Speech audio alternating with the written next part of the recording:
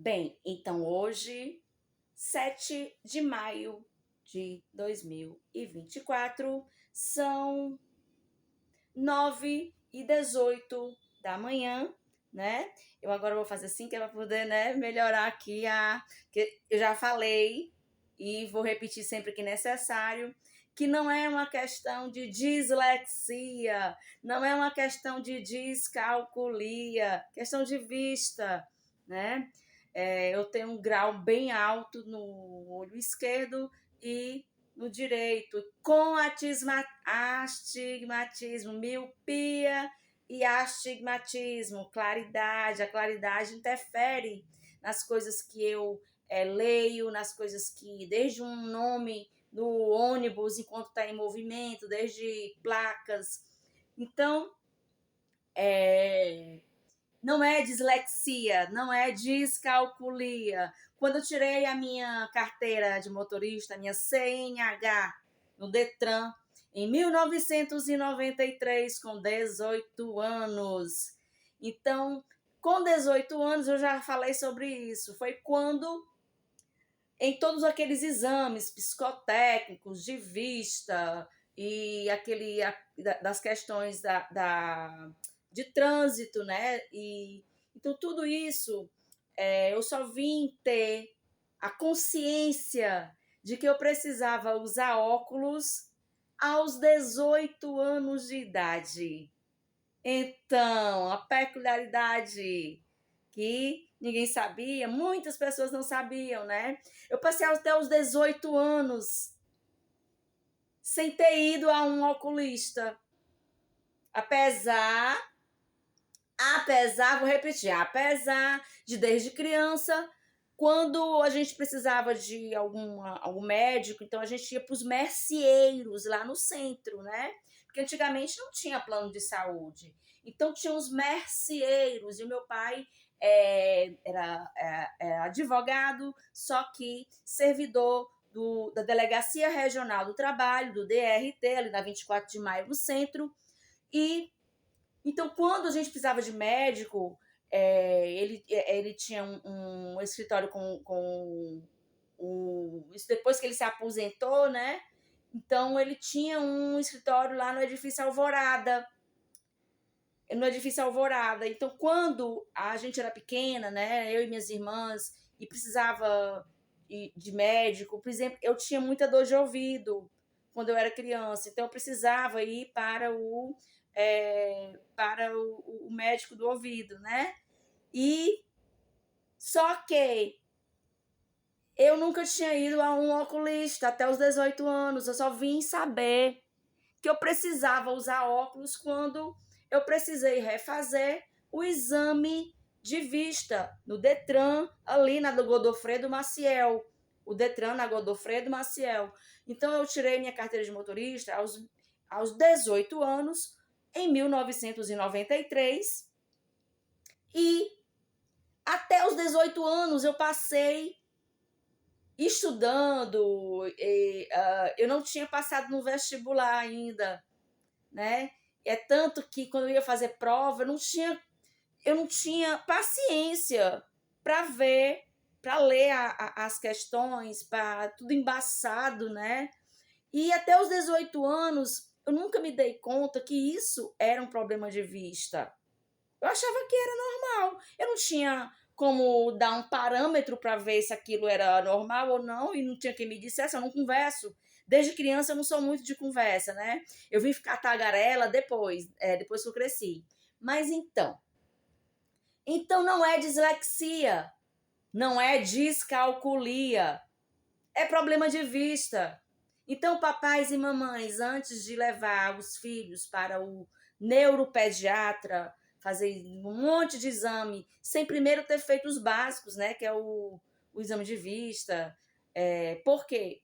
Porque isso, por exemplo, o meu tema de pesquisa é na área de TDAH, transtornos da hiperatividade, né? De atenção, déficit de atenção com hiperatividade. Então, desde 1997, desde quando eu entrei na Universidade Federal do Ceará, ali no Centro de Humanidades ali do Benfica, na Avenida da Universidade. Então, quando eu comecei a pesquisar, depois que eu fui mãe, é que eu vim focar, delimitar o tipo de pesquisa que eu ia dar início, né? E até hoje. Então, eu comecei isso em 1997, até hoje eu só muda o tipo de assunto e tema, porque uma coisa puxa a outra, uma coisa puxa a outra. Então, eu tive meu primeiro filho em 1999, o Petrus Renan Ramalho Nogueira. E ele tinha uma questão na respiração por causa dos cartuchos, né? E isso dificultava a oxigenação, a respiração. A oxigenação, ela primeiro vai para o cérebro, né? E isso influi em todo o metabolismo da pessoa. Então, desde o bebê, ele tinha que ter esse cuidado especial, porque como ele tinha uma dificuldade respiratória, os cartuchos que ele tinha comprometia quase 80% a 90% da respiração dele. E isso dificultava a oxigenação do cérebro. E não era uma questão que era preciso medicar com remédios controlados, apesar de terem passado para uma criança de menos de 1 ano de idade de Ritalina. E eu achei aquilo ali um absurdo. Eu achei um absurdo medicar uma criança com menos de 2 anos de idade, sem um diagnóstico confiável, sem a observação com o tempo necessário. Eu achei uma irresponsabilidade medicarem Ritalina para o meu filho. E eu não mediquei. Eu fui investigar outras possibilidades que isso poderia estar acarretando na agitação, na falta de atenção, na falta de foco dele. Meu filho hoje, ele é programador. Disseram que se eu não medicasse o meu filho, ele não seria alfabetizado direito, ele não ia ter controle do déficit de atenção e da hiperatividade para ser alfabetizado. Meu filho foi alfabetizado. Meu filho é super capacitado, capacitadíssimo. Ele é programador, músico, toca guitarra, canta, compõe. O menor, que já vai fazer 20 anos, né? O Petrus Renan vai fazer 25 anos. O menor, ele tem outro tipo de capacitações.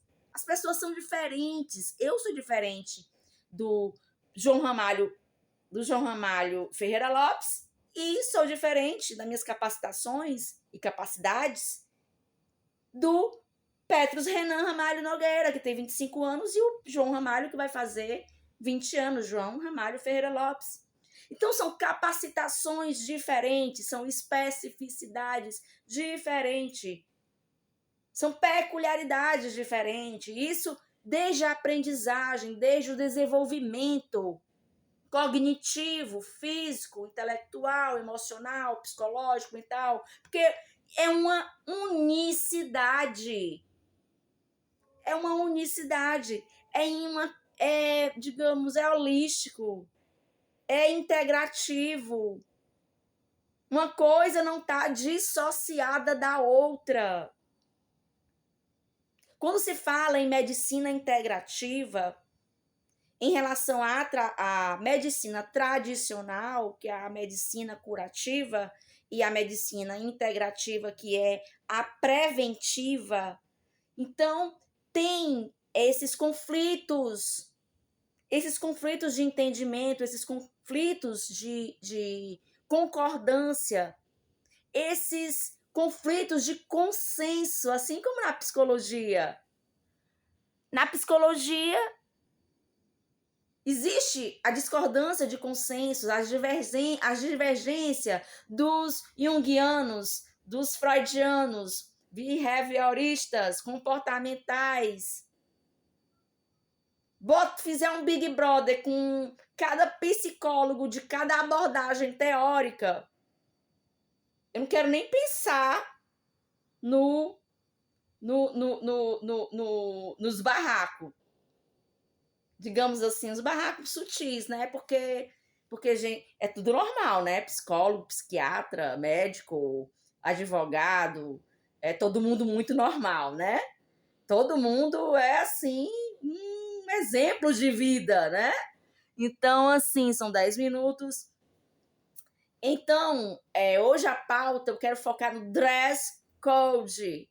Mas como o dress code, ele puxa vários assuntos, desde a ética, a conduta, né? O código de ética, seja nas prerrogativas que as pessoas, a maneira que as pessoas vão pleitear nas prerrogativas da OAB ou digamos, nos foros privilegiados, né?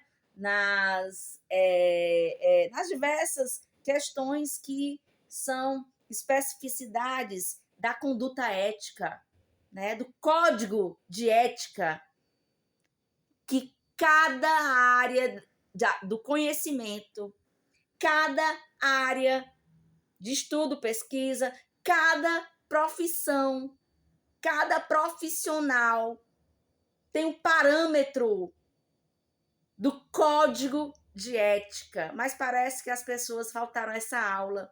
Muita gente faltou essa aula do código de ética, que todas as profissões têm como parâmetro. Eu, como bibliotecária, graduada, formada na Universidade Federal do Ceará desde 2005.2, eu tenho como parâmetro a ABNT, a Associação Brasileira de Normas Técnicas. Isso inclui não só normas técnicas, isso são normas da conduta ética. Então, gente, antes de procurar os meus defeitos, vocês têm que, primeiro, ser exemplo, né? Então, antes de vocês estarem procurando pelo em ovo, porque eu tenho cuidado com muita coisa que as pessoas hoje não acham que é desnecessário. Tipo caráter, índole. E isso é um artigo de luxo. Caráter, índole, ética, profissionalismo. É um artigo de luxo. Bom senso é artigo de luxo. Equilíbrio é um artigo de luxo.